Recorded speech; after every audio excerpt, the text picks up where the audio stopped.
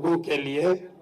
Greece में एक बहुत बड़े दार्शनिक हुए, उन्होंने एक बहुत अच्छी बात लिखी, if you do not participate in democracy be ready to be ruled by your इंफीरियर्स।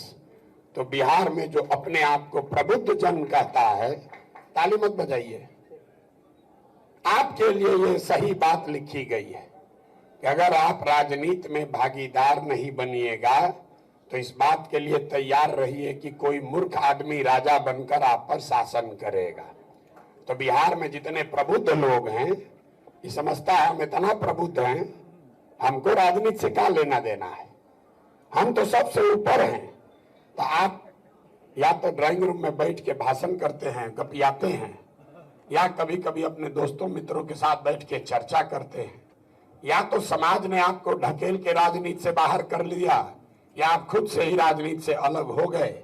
नतीजा ये हुआ कि पिछले 30-40 सालों में, साहब सज्जन ने बताया, आजादी से पहले बढ़िया नेता लोग होते थे। तो भाई मेरे, पिछले 30-40 सालों में जितने समझदार पढ़े लिखे अच्छे लोग हैं वो राजनीति से किनारे हो गए या कर दिए गए। तो बचा जितना लंपट बदमाश माफिया, वही राजा बनकर आप पर हम पर शासन कर रहा है, और प्रबुद्ध आदमी बैठ के चर्चा कर रहा है, सुधरेगा कैसे।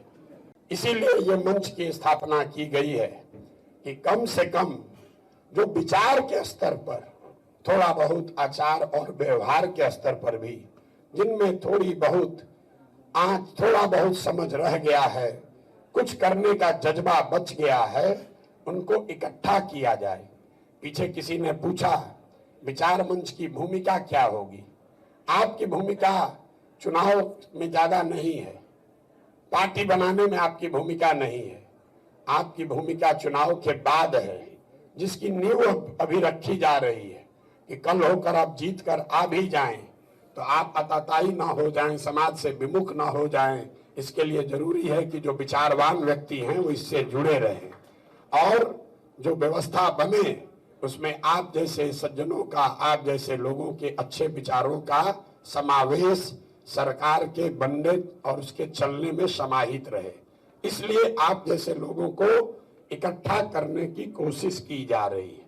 ये जन सुराज के पूरे परिवार में विचार मंच संख्या के हिसाब से कोई बहुत बड़ा नहीं है। सारी बैठकें बापू सभागार में हुई है, विचार मंच का बैठक एक छोटे कमरे में हो रहा है, क्योंकि ये छोटा वर्ग है संख्या के नजरिए से। लेकिन समाज में अगर आप चाहें तो आपका प्रभाव बहुत बड़ा है।